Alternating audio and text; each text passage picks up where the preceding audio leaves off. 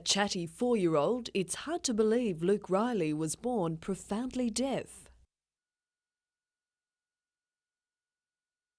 Luke came to the Tingara Centre for Deaf and Blind Children nearly 2 years ago. He's since had a cochlear implant and intensive therapy to learn how to listen and speak. We haven't looked back. His speech and language has just taken off. His is just one of the centre's success stories. Deafness is a very significant disability, as of course is blindness, and we want people to be aware of it, but equally to be aware that so much can be done. Now we're being challenged to experience the world of these children. Newcastle United captain Robbie Middleby, one of the first signing on to try silence for 60 on November 21, pledging to go an hour without speaking. He's enlisting his whole side, but admits it won't be easy. Very difficult, and I think the younger guys of the team will probably like that, but I think it'll be harder for the coach. As for little Luke, I think it's going to be, some hard work to try and keep him to keep quiet. So it'll be interesting. We'll look forward to it. Natasha Bayersdorf, NBN News.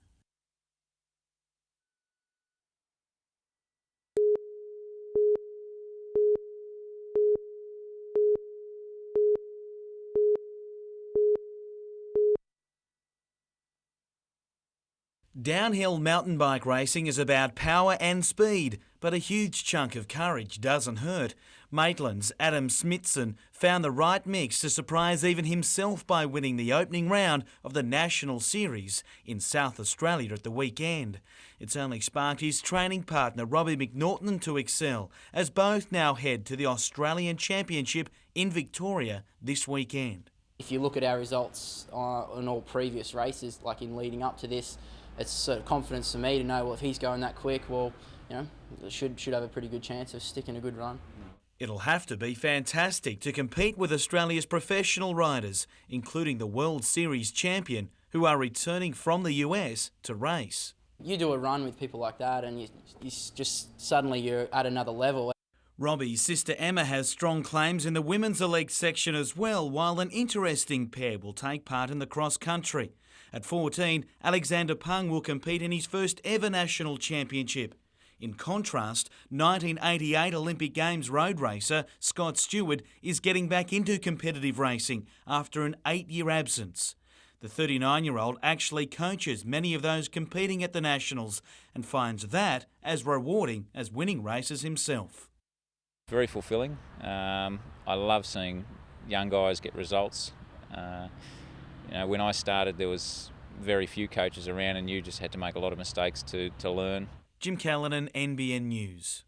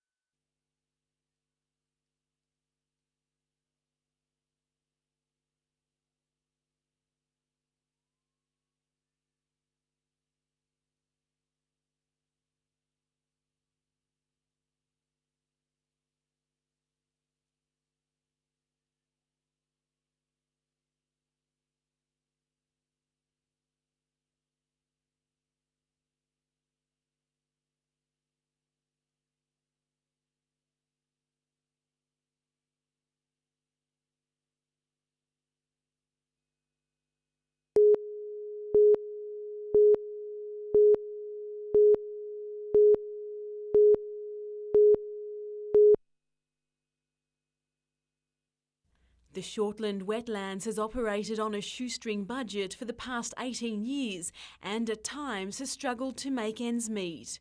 With lingering debts, centre management has decided to sell this 2-hectare parcel of residential zoned land. Well, $200,000 will be used to pay off our existing debts. We'll put probably between 50 and 100 back into developing the site and doing some much needed maintenance on the site. Any remaining money will be used for long-term investment. It's a move management hopes will strengthen its position as leader of an eco-tourism park, which would include Hexham Swamp and Kooragang wetlands. Management is considering 6 proposals from local and Sydney investors and is expected to announce its preferred developer next month. In another coup, the wetlands has been listed on the register of the National Estate. The wetlands is one of just 13,000 places to be included on the list. Hexham Swamp and Fullerton Cove have also been recognised as areas of natural significance. We have just a great team of people who know a lot about wetlands, so it's just recognising that. I think it's fantastic. Colleen West, NBN News.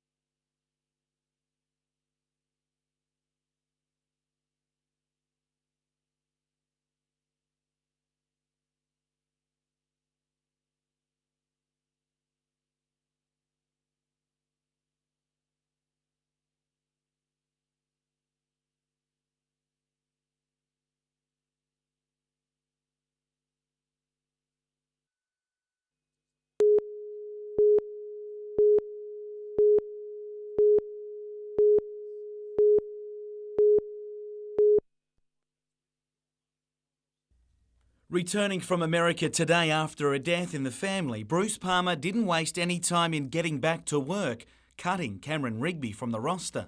I'm sure he has a difference of opinion that I have, but when he coaches, he can make that decision. Unavailable since the first game due to a hip injury, the coach simply couldn't wait any longer. I don't have now 5 and 6 weeks to wait for Cameron, in the hope that he doesn't get injured during that period. And I have a glaring need now to get somebody in there that can play.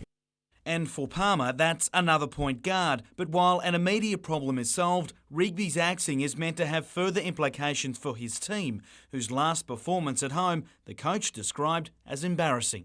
And I know that the players feel that they've let the community down and themselves down. But at the end of the day, apologies, it's about performance. You're not doing the right thing, then you're going to get warned. If you still continue not to do the right thing, then I guess it's time to move on. Hunter take on Adelaide tomorrow night in Newcastle, and you get the feeling drawing on maximum effort won't be a problem. Now everyone is on notice. Performance objectives have to be met. And, I think everybody's got to understand that. Jim Callanan, NBN News.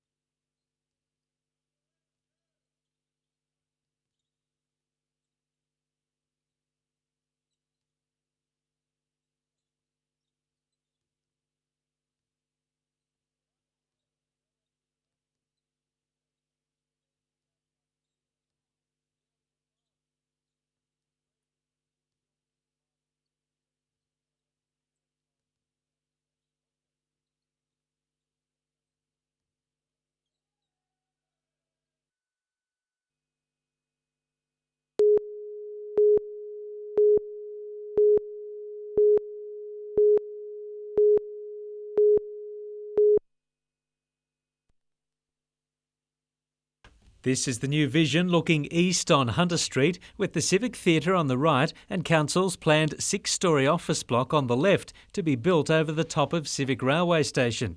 It's the centrepiece of Council's new draft cultural master plan for the city. Links Derby Street and the water through Civic Park, Wheeler Place and over the railway line into the historic heritage honeysuckle buildings. Under the plan, which cost $130,000, the War Memorial Garden in the southeast corner of Civic Park would be relocated with a permanent stage and seating established. The current council office block would be sold off for housing. Well, this building has never been a good office building. Round buildings don't work for offices. So serviced apartments or even residential, the university is close by and has some demand for serviced apartments. I'm sure there won't be a shortage of interest in this building. The plan will cost around $70 million to implement, and the General Manager is keen to see it through.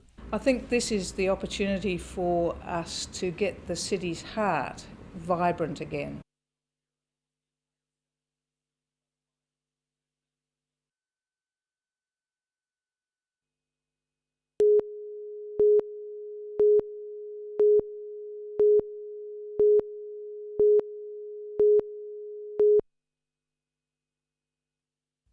The driver of this Pantech was attempting to turn right off the highway into the Old Maitland Road and only did so after he thought he was getting the all clear from another truck driver. However, it turned out to be just a wave, with the Pantech clipping a tray-top truck carrying 42 tonnes of aluminium, resulting in the closure of one lane. No one was seriously hurt.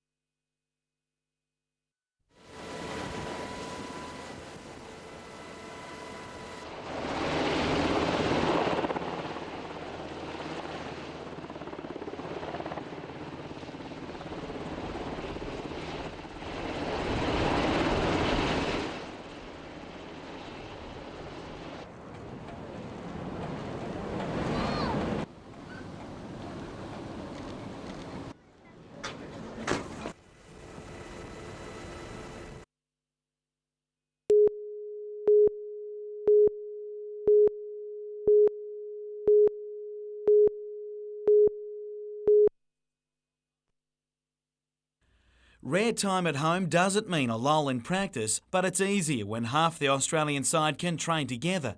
Now mainstays of the national amateur team, both Nick Flanagan and James Nitties, have enjoyed a hectic year already. It's been easier thinking about going into games, trying to perform well for yourself and not for the Australian selectors. Since winning the US Amateur Championship, everyone wants a piece of 19-year-old Nick Flanagan these days. I don't mind telling you, I don't mind talking about it. It was a pretty special week and a half for me, so I mean, something you got to do, I suppose. He's sure to feel the heat again next week in South Africa, where, along with Nitties, a four-man Australian team will challenge for the Southern Cross Cup against the host nation, Argentina and New Zealand.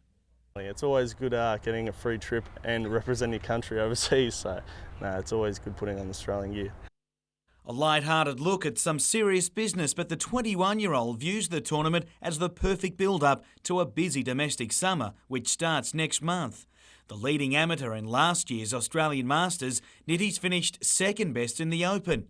This year, Flanagan will play against the pros as well, and that experience of pressure golf to take the US amateur title will only hold him in good stead. If I end up making it as a professional, then it's going to be happening every week, isn't it? So, I mean, it's good to get the experience this early in my life.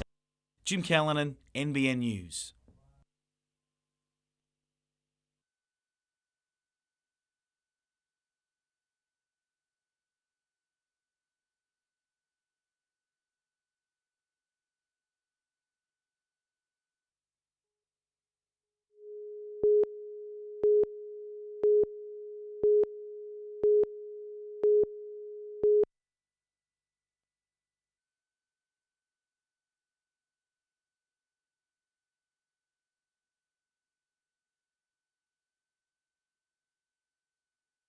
Beautiful. You try them. They are beautiful.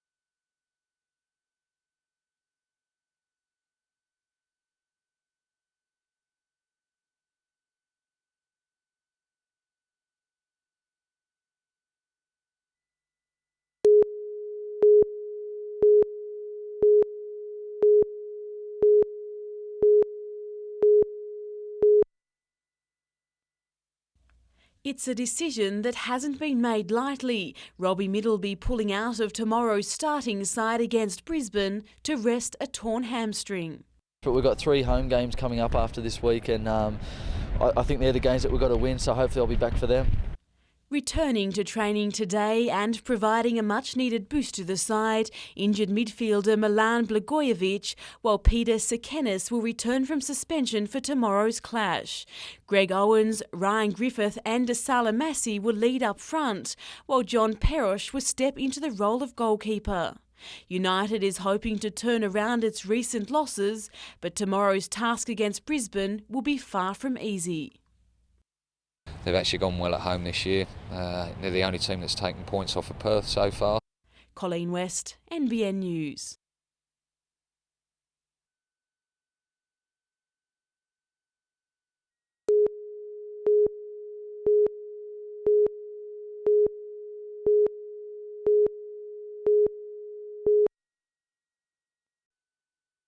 The Masters ice hockey is supposed to be non-contact, but these old-timers, as they call themselves, still play hard. 13 teams from throughout Australia are contesting this weekend's Masters, with 27 games being played to decide the best squads in over 35, over 45 and over 50 years divisions. Meeting your old mates who you used to try and bash to death, as you might say as an expression, but really it's about a very fast sport with a lot of skills in it. Newcastle's North Stars in the red, white and blue beat the Barracudas from Queensland 2-1 to secure a spot in tomorrow's final. The North Stars are one of 3 local teams taking part. Also today, the Victorian Bushrangers beat the Adelaide Vintage Reds. It's 5 against 5, a goaltender on each side as well, and the whole idea is to headman the puck, move it from one end to the other and score a goal. A member of Australia's first ever ice hockey Olympic team in 1960, Rob Dewhurst is now among the old-timers developing the sport in the Hunter. We now have more registered players in this rink than any other rink in Australia. The finals hit the rink tomorrow evening.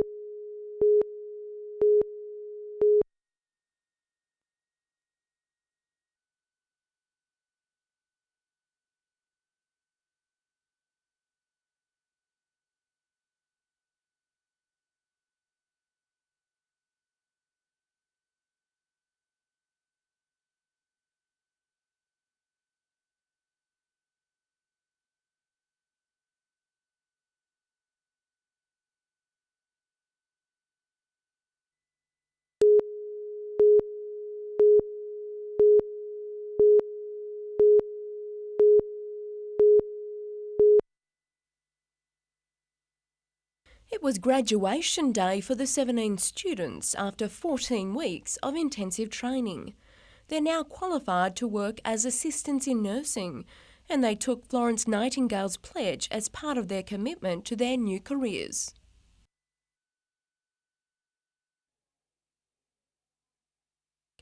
Aged care providers Anglican Care provided the training as part of a joint initiative with the Salvation Army's Employment Plus network. We found that some of these people that were long-term unemployed had the desire and the dedication to do it, but just never had the opportunity. So we provided them with the opportunity, and they've repaid us in dividends. Anglican Care has employed 65% of the graduates, making it a win-win situation for both parties. The whole course has been excellent. Everyone's been really helpful and just helped us out as much as they could to get through it. I get a lot out of it. I like helping the elderly. They need it, but the way I look at it is you're going to need it one day yourself, so whatever you put into it, you'll get back out of it. More courses are planned for next year. Tanya Carlisle, NBN News.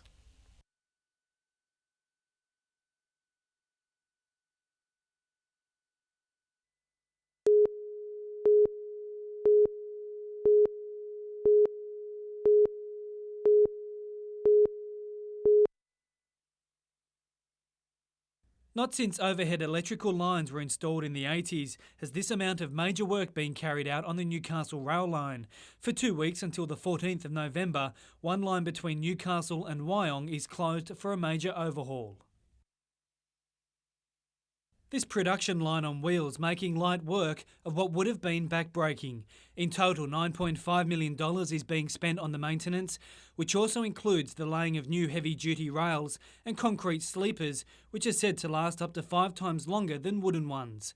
The majority of work over the next fortnight is concentrated on a 7-kilometre stretch of line between Awabba and Eraring stations. Buses are being used instead of trains between Wyong and Newcastle, except for peak times when a train service will operate. City Rail is hoping the work not only reduces the amount of maintenance needed to be carried out on the line, but it will allow trains to travel faster through what is a windy section of track. Cullen Robinson, NBN News.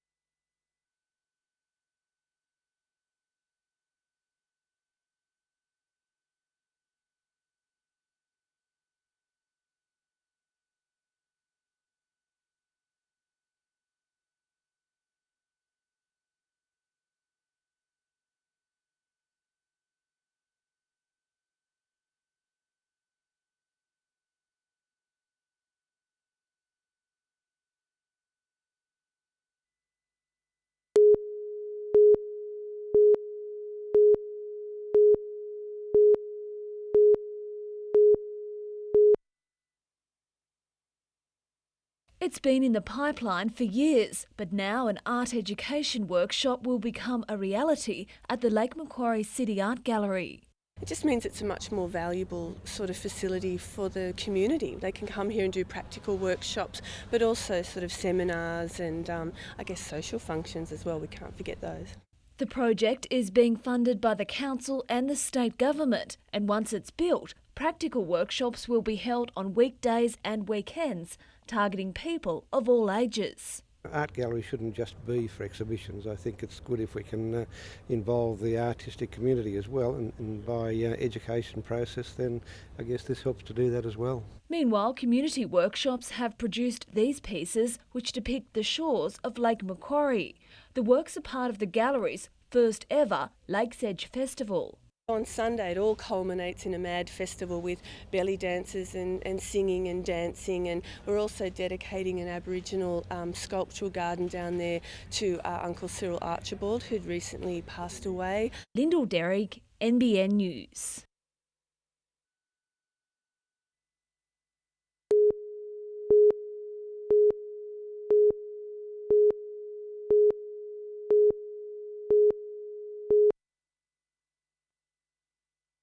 It seems more people than ever are wanting to see the sights Tasmania has to offer. More than 44,000 people from regional New South Wales visited the Apple Isle last financial year, an increase of 37%. Bookings have definitely increased, so the interest in Tasmania has certainly risen. And the surge in visitor numbers is set to continue. From the 13th of January, the Spirit of Tasmania will ferry families and their cars from Sydney to Devonport. Already there have been more than 11,000 bookings for the service. That demand is also being felt at travel agents throughout Newcastle. We've certainly had a big increase in requests for travel for the coming year to Tasmania because people like to take their own car. They can pack as much equipment as they can in. With the recent launch of direct flights between Williamtown and Melbourne, there are even more options of getting there. The Hunter Regional Tourism Organisation says it eventually hopes some of the benefits are reciprocated in the Hunter, as Tasmanians will also have easier access to the area. Lyndall Derrick, NBN News.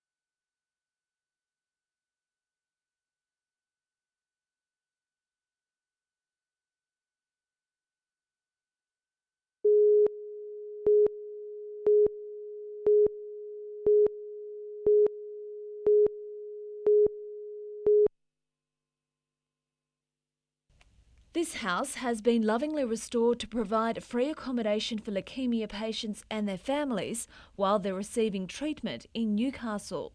John Stubbs has survived the disease and says some country patients and their carers can be away from home for up to 8 months at a time. People do forget about the carers, and the fact that the foundation can provide accommodation like this free of charge for the family, it just takes so many worries away from you, and you can concentrate on getting better and providing that support.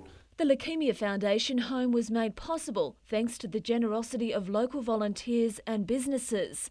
Meanwhile, the Lions Club of Adamstown is on a mission to raise funds to buy more heart walkers. The device has helped improve the quality of life of 5-year-old Adam, who today was treated to a cruise on the harbour by the Newcastle Water Police. If it wasn't for organisations like the Lions Club, Adam wouldn't have had the chance to be able to walk because so much of the equipment is so expensive.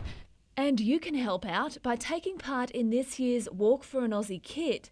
It will be held on Sunday the 16th of November, starting from the Newcastle foreshore. Lyndall Derrick, NBN News.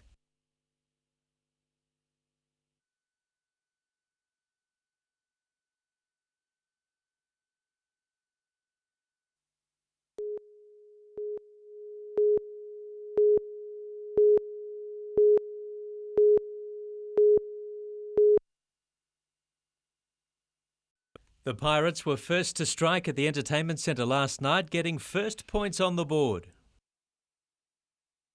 But within a few seconds, the Bullets responded and hit the lead, and that's where they stayed. Plenty of chances went begging for the Pirates, while Brisbane slowly chipped away and built a winning lead. The Pirates' Chris Brown was fouled after this ugly fall in which no one was badly hurt. His Pirate teammates, though, were in the mood for dunking, with Kevin Brooks notching up 24 points for the match. Geordie Cullen also had his flying boots on, pulling off not one but 2 impressive dunks. Chris Brown finished the game with 18 points under his belt. Captain Matt Shanahan led by example, scoring 17. But it wasn't enough to stop the Bullets, who've now won 5 of their last 6 matches, placing them equal third in the competition with the Melbourne Tigers. Last night's final score, Brisbane 121, the Pirates 90.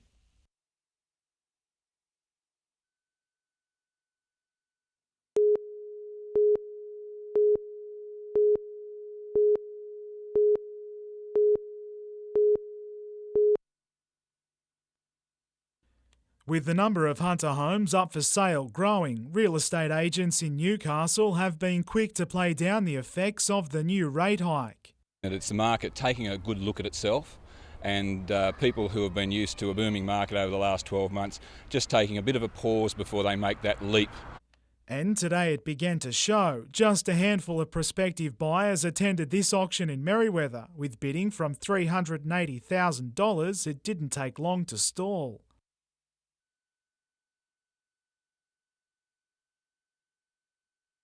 We made the decision to sell before the interest rates went up, but we're really hoping to take advantage of the possible change in the market. Passed in, the property was sold at $415,000, the auction nowhere near reaching expectations. I think Newcastle property market is still very much undervalued, and I think you'll see when people get adjusted to the interest rates that the market will take off again. Despite the rate increase, real estate agents say the market's generally quiet in the lead up to Christmas, but do admit the hikes couldn't have come at a worse time. Adam McIlrick, NBN News.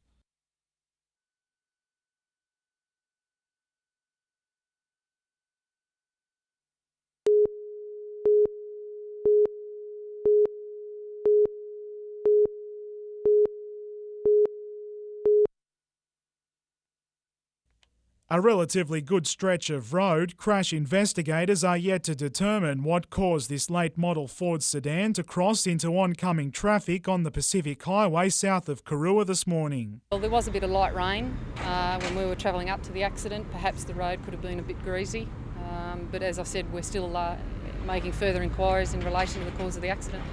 Those first at the accident site feared the worst. Both cars are mangled wrecks, showing no promising signs for those trapped. But police say both the male drivers and female passengers were all conscious when treated. The Pacific Highway was temporarily closed as the Westpac rescue helicopter transported 2 of the injured to Newcastle's John Hunter Hospital with skull and rib fractures. Adam McKilrick, NBN News.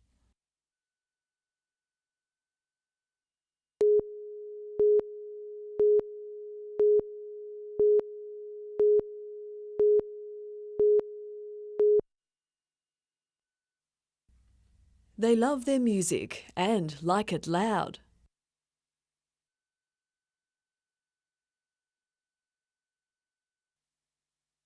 Together for just a year, Cotton Sidewalk is already beginning to achieve its rock and roll dream, named Best Young Talent at the recent Newcastle Music Awards.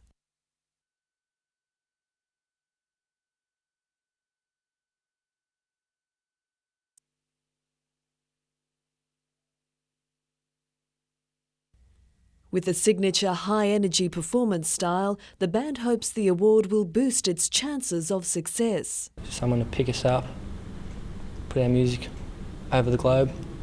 I guess that's the ultimate for any musician.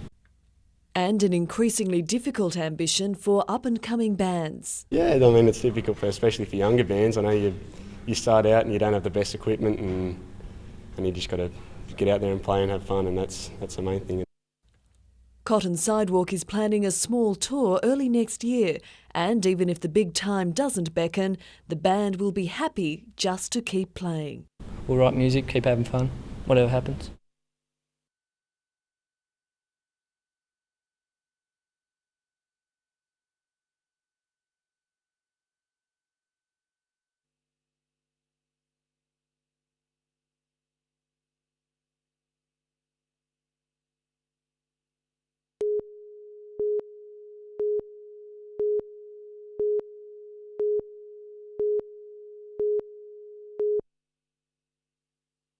It may have looked like a relaxed start to the 2004 season, but the first training session was definitely no holiday.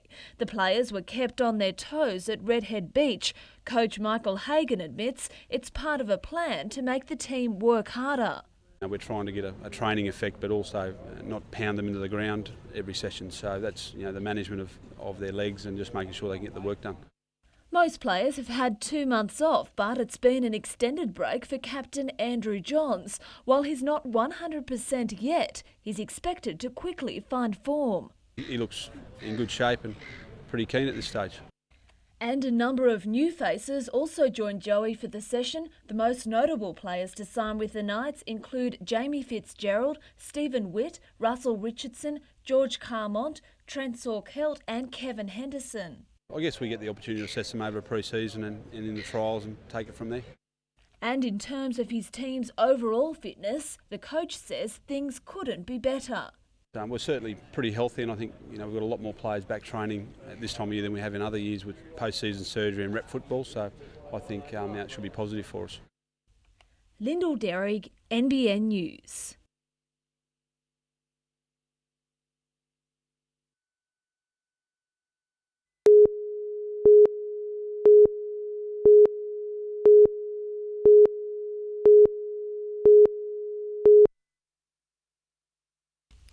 Proud parents and grandparents turned out in force for today's presentation for the winners. Emma Berry, Lauren Heath and Colette Y, all from New Lambton Public, excelled in the competition, scoring a perfect 100. 3 bright sparks from the Hunter Valley Grammar School are also celebrating wins in the National Mathematics Talent Quest. Brother and sister team Philip and Melanie Algoya won for their project on number theory, while Sophie Thompson investigated the relationship between the size of violins and the sound they produce. Meanwhile, at the Newcastle School, students were today celebrating receiving a brand new bus donated by the Variety Club. The $40,000 bus will make it easier for carers to take the students who suffer from mental disabilities on excursions. It's a replacement bus for one that they've had for a number of years now, and obviously was getting a bit tired. What the bus will enable the school and the kids to be able to do is get around to different functions in a little bit of comfort for a change for the kids, and actually experience some of the outings. Tanya Carlisle, NBN News.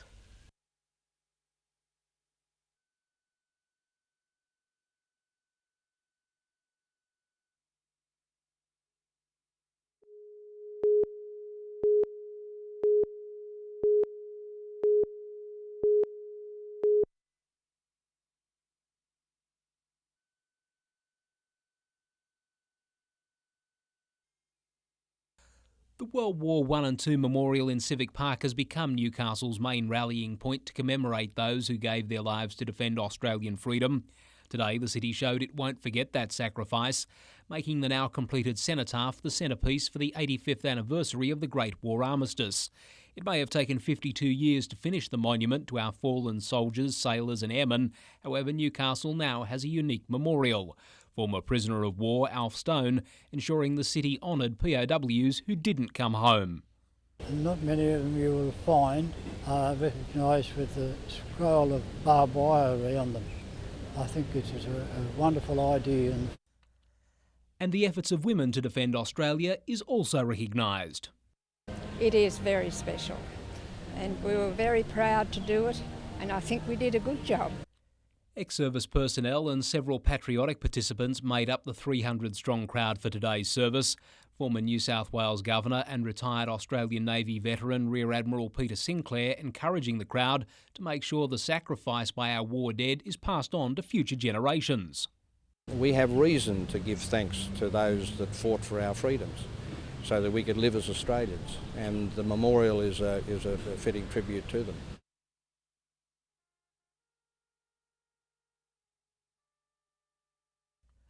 Gary Blair, NBN News.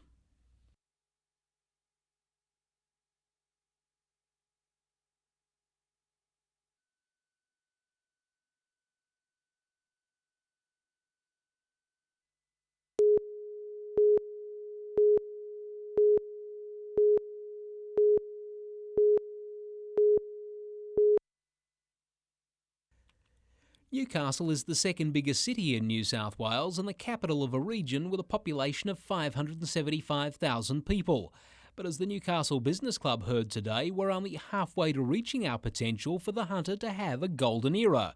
Owner of Australia's largest independent media buying agency, Harold Mitchell, says our future depends on the Hunter becoming home to 1 million people. It's a great place for older people to live, close to their families in Sydney and elsewhere, and also it's a great place for education. Harold Mitchell believes doubling the region's population will require more university students and specifically people aged over 40 being attracted to the Hunter to make it the future heart of Australia. They will have a lot of money, they are very healthy, they want to live a good life and they're going to live to quite an older time than they ever were before. And the comments are not just some sales pitch from the ad man. He's even advocating Newcastle councillors going to Montpellier in France to see how a similar European city has entered its golden era.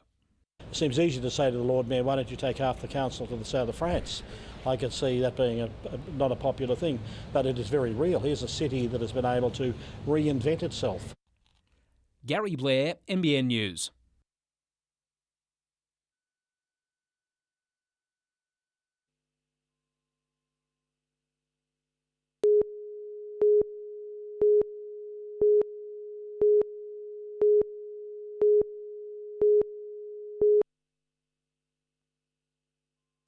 Operating for 6 years, the Disability Info Line, based in Newcastle, is staffed by Bronwyn Chapman and Mark Hemmings, who've both experienced the challenges of finding all the services, products and information they need. Now they've put together the most detailed directory yet for people in the Hunter. Provides information about just about anything that people with disabilities want to know about. We've got over 460 odd services in it. Bronwyn lives with brittle bone syndrome, while Mark is blind and partially deaf. Their life experiences have helped shape the listing of services that are often hard to find. Without something like this, then you're finding a lot of people are missing out on a lot of services that they need, and it just makes their lives that much more unbearable. So, I mean, yeah, we do provide a really good service. The directory is available by calling the Dash office or via the web on www.dash.org.au.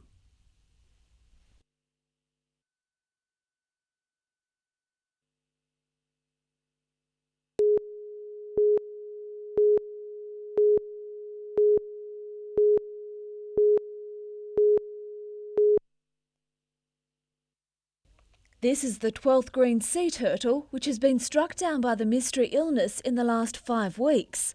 All have been washed up around the shores of Port Stephens, lacking energy and unable to swim. 6 were dead by the time they were found, so now the search is on to pinpoint the cause. After advice from Taronga, we've been then transporting them into Taronga, where they've been taking blood tests, doing x-rays and pathology on the dead ones as well. The tragedy is that the turtles are a threatened species. They start to breed when they're 40 years old, like this one, and even then they only breed once every 6 years. Last year, 30 in the area were killed by coccidiosis, which results in brain damage. This year, when it started happening at the same time of the year, we thought, hey, this is the same thing happening again. But when we took them to Taronga and they tested them, none of them had coccidiosis. Local vets like Mark Dowden are providing temporary care until a cause is found. So far, the illness has only affected green sea turtles at Port Stephens, and poor water quality has already been ruled out. Anyone who finds a sick turtle should contact a vet or the National Parks and Wildlife Service immediately. Lyndall Derrig, NBN News.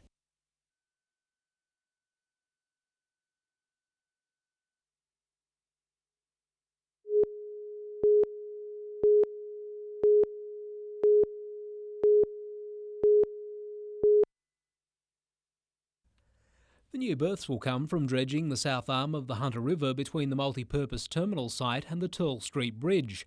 Over 13 million cubic metres of sediment, which includes contaminated material, will be removed to deepen the shipping channel from 1 to 15 metres. The public is being given 2 months to assess the environmental impact of the project. We've extended the public exhibition period from the normal 30 days through to 9 weeks, and that's principally because it is such a large document to go through. 10 new berths will be created, however the work is expected to be staged to coincide with new harbour users being attracted to Newcastle. If there was a need to do the whole lot, it could be done as one project, but it would have to be justified by that project and it would have to prove itself. One inclusion that will be needed for the project is a turning circle that will require part of the One Steel site. The environmental impact statement admits there could be some negative impacts from the work, but points out there will be benefits for the aquatic environment in addition to ensuring a future for the port.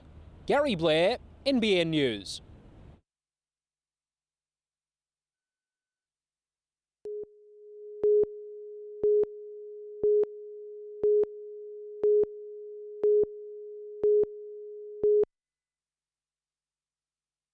It's the biggest tournament for trainee professionals, with $45,000 in prize money on offer. Anthony Doyle from New Zealand is one of 5 players hoping to become the first international competitor to win the event. And today he proved the man to beat, producing 6 birdies and an eagle to set a new record for the Newcastle course at 6 under. Hot on his heels this afternoon was 32-year-old Denny Vera from Terry Hills, who shot 69 at 3 under.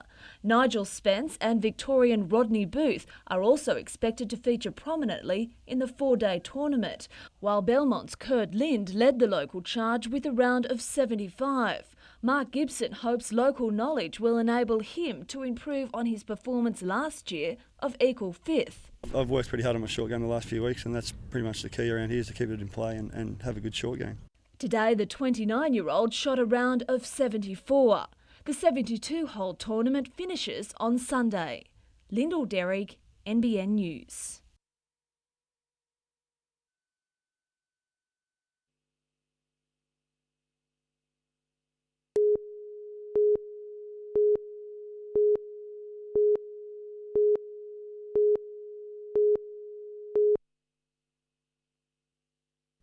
Judging by her appearance, she's obviously of Asian descent. But to hear her talk, you'd swear Catherine Turner was 100% fair dinkum Australian. This is the namesake of today, Dr. Jerd's Jungle Juice. The bottle says a mix of port wine with spirit. I think I'll bring my own six-pack next time. So how did she get that Aussie accent? Catherine was actually born Huinti Kam To in October 1974 in what was then called Saigon, South Vietnam. The Vietnam War was nearing its final stages. The North Vietnamese were rapidly advancing towards Saigon. Amongst all the chaos and fear, Catherine's mother decided to give her baby up for adoption. She was too poor to care for Catherine, and both of them were very sick. Catherine came to Australia in 1975 through Operation Baby Lift, an initiative by the US and Australian governments. At just 5 months of age, she was adopted by the Turner family and inherited 3 new sisters. 28 years later, Catherine decided to return to Vietnam and look for the woman who'd given birth to her. Using the letter her mother had left with her, Catherine managed to track down her mother with the help of a police officer. I'm waiting for what hopefully will be my mother to walk in that door. She was supposed to be here about half an hour ago, so the suspension's quite building. I feel sick in the stomach. I don't know what to expect. I don't know what she's going to look like. I hope it's her. It sounds like it would be. But it's like I've been waiting 30 years for this moment. And then the wait was over.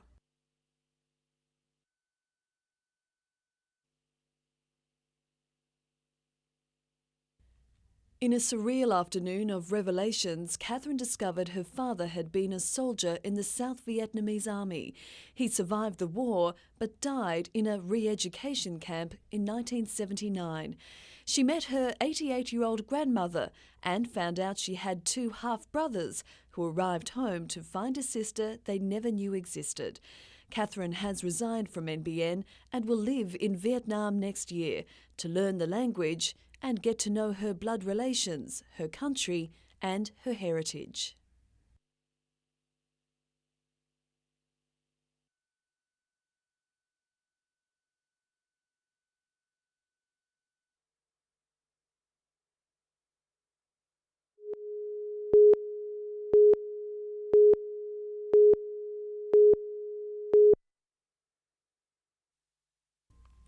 Diabetes affects 800,000 Australians, but it's estimated many more people may suffer from the disease but don't know it. In a bid to educate more people about the illness, Diabetes Australia is extending its service in the Hunter. What they're trying to do is regionalise New South Wales so that there's better services. Diabetes is growing, there's a lot more people getting diabetes every day, and we need more services at a community level to actually deal with it, educate people, promote awareness of the disease itself because it is preventable to a degree. As well as holding today's Forum for Sufferers, the organisation is opening a new shopfront in Hunter Street. It's going to be a place where people can come in and obtain products, information. There'll be a computer there that people can look up the Diabetes Australia websites. So it's going to be a resource for the people in Hunter with diabetes. Greater awareness may be the key to helping prevent the increasing incidence of diabetes. People are becoming more overweight at a younger age. They're leading a very sedentary lifestyle. Gone are the days where people walked everywhere or rode a push bike. Tanya Carlisle, NBN News.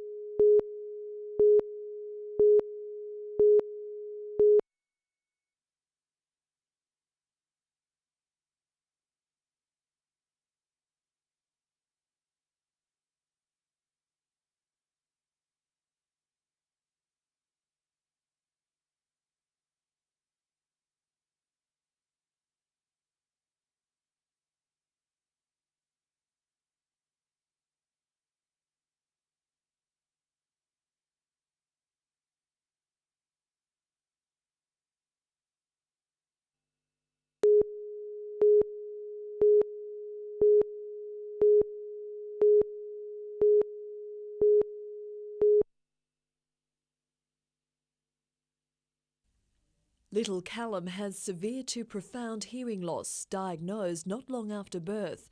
For mum Karen Peterson, it's been a testing 9 months, juggling Callum's needs with those of her other 4 children. The new parents group at the Tingara Centre are welcome support. Takes away that feeling of loneliness and why did this happen to me? Because everybody else here is in the same situation. Callum's hearing problem was detected under a statewide screening program, which is picking up more youngsters earlier, giving parents a head start. They can actually start teaching their kids at that very young age, which saves the big gap and delay in language that we've often seen in the past. The group meets weekly, offering advice on everything from hearing aids to language development. Hello, Dada. But children with a hearing loss need to learn to listen, and they need to learn what sounds mean and how then to repeat those sounds and speak. Young Callum is learning fast. And now he's responding and he's very vocal and visual and he loves his songbook and yeah, he's right into it. Natasha Bayersdorf, NBN News.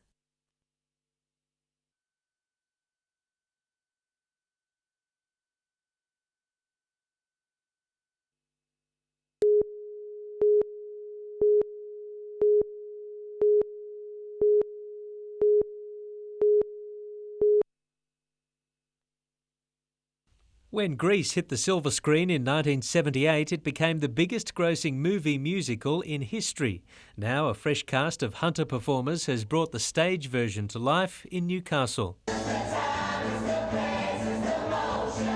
Hannah Rule, who plays Sandy, says there are some major differences between the movie and the stage show. With Sandy's character, she's not actually Australian, she's American, and she's not actually as sweet and naive as Olivia Newton-John portrayed her.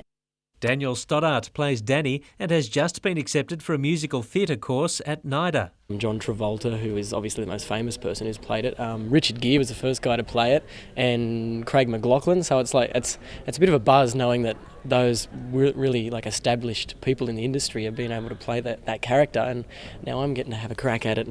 And Amy V, who plays Rizzo, this week won a Music Oz Award for Independent Artists. Meantime, another high-energy show is playing at the Young People's Theatre at Hamilton. The Novocastrian Players production of How to Succeed in Business Without Really Trying follows the meteoric rise through the corporate ranks of a window washer who becomes the chairman of the board. Paul Lobb, NBN News.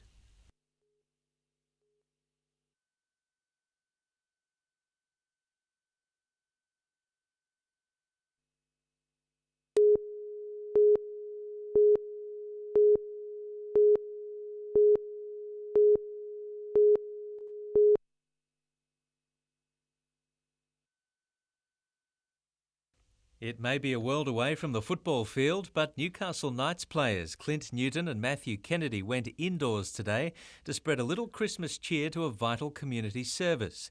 The Lambton branch of the House with No Steps was the recipient of a $5,000 donation courtesy of the Rugby League Club. The money will be used to purchase sporting equipment for the Adult Disability Service.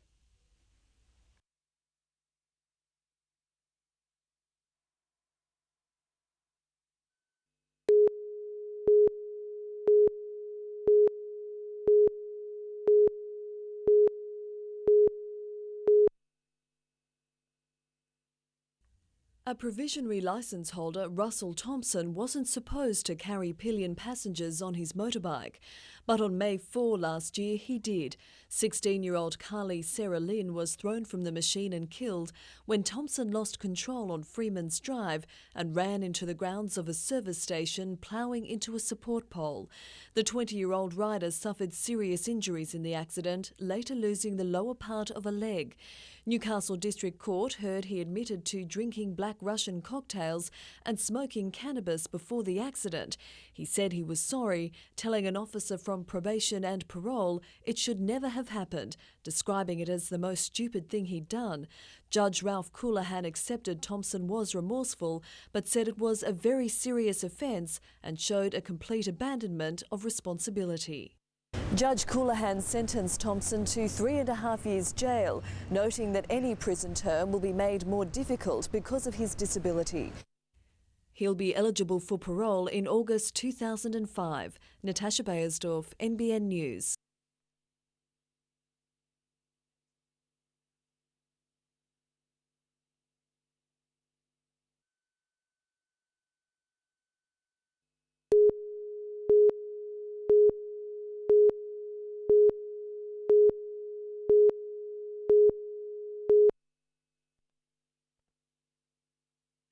United Ganinan has just turned out its brightest loco yet. This NR-class locomotive was built by Ganinan 7 years ago and has been given a makeover for its new life as the legendary GAN, named after early Afghan camel drivers whose teams plied the desert trade routes. These are locomotives that are dedicated to hauling the GAN passenger rail train, which operates from Adelaide to Alice Springs. That's going to be extended from Adelaide to Darwin in February. And matter of fact, it's so popular, I believe they've sold $10 million worth of tickets already. So these locomotives will be dedicated to that. The bright red paint job also heralds a healthier business outlook for the company. Back in the 95-96 area, we had a lot of work here, and there's been a lull. Now we're back with a lot of work for Sydney. We have 41 double-deck passenger cars to build. For Newcastle, 14 single-deck passenger cars to build, and 9 locomotives to haul coal in the Hunter Valley. Jobs too will flow next year, with the Broadmeadow operation currently advertising for at least 100 skilled workers.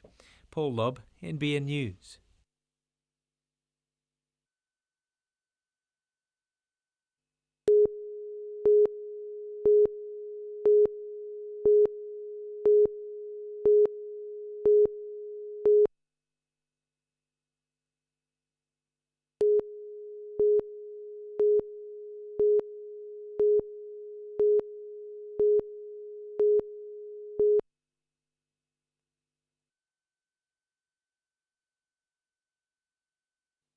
It's taken over a decade of planning and hard work, but the Life Garden has become a reality.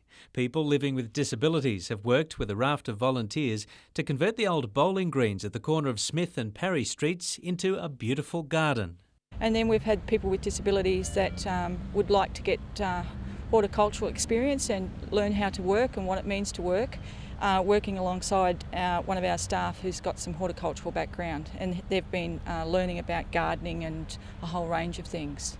Local businesses have donated materials and school children their time to help create the space that Life Without Barriers wants to share. We'd like the public to come in and share what we've put together here, and we'd also like to use it for events and for fundraising. The organisation began a decade ago in Newcastle and now operates across Australia, helping people reach their potential. Oh, with so much enthusiasm, it's just fantastic. And as you can see around the place, the enthusiasm that they have, it just comes out in the blooms.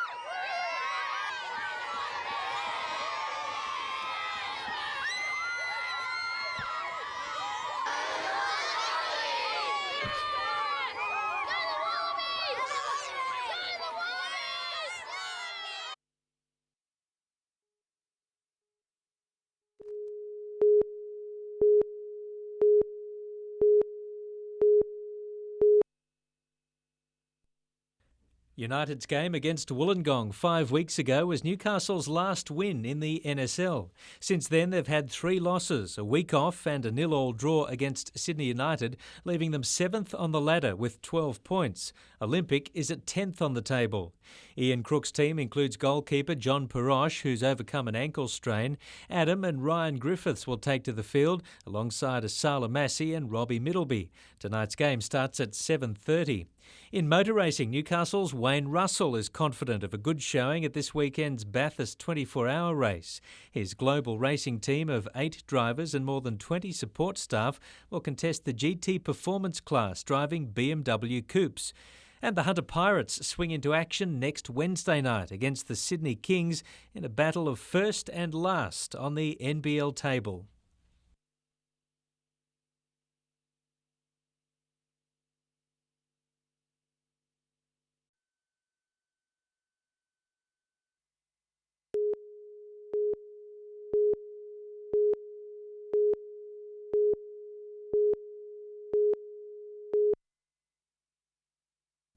It's one of Lake Macquarie's historic buildings and the oldest home in Catherine Hill Bay. This miner's cottage has again written itself into the history book, smashing the reserve price in the process.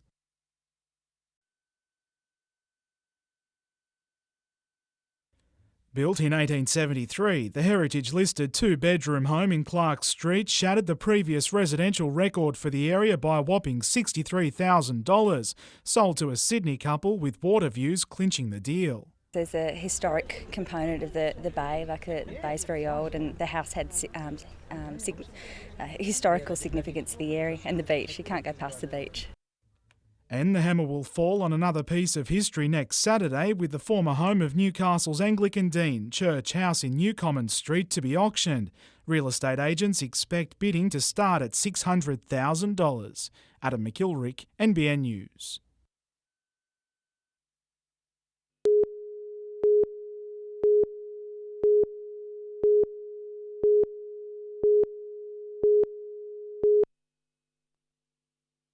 Every year, 650 babies are born at Belmont Hospital. It has the only public maternity ward in Newcastle aside from the John Hunter. But it's now under threat because of a worldwide doctor shortage. So we will not compromise patient safety, and if we can't guarantee a sustainable specialist services for obstetrics, then options for delivering those services will have to be examined, and that's what the Working Party is tasked to do. While Hunter Health insists no decision has been made, it admits the lack of specialists is putting pressure on obstetric services. The shortages have occurred in paediatric specialty, neonatology, anaesthetic services, not just for obstetrics but more broadly than that. So those are the main areas that concern the redevelopment. Hunter Health says if obstetric services cannot be provided, other services will be expanded. An internal working party is reviewing all clinical services at the hospital. It's due to report to the area executive team by the middle of next month. Lyndall Derrick, NBN News.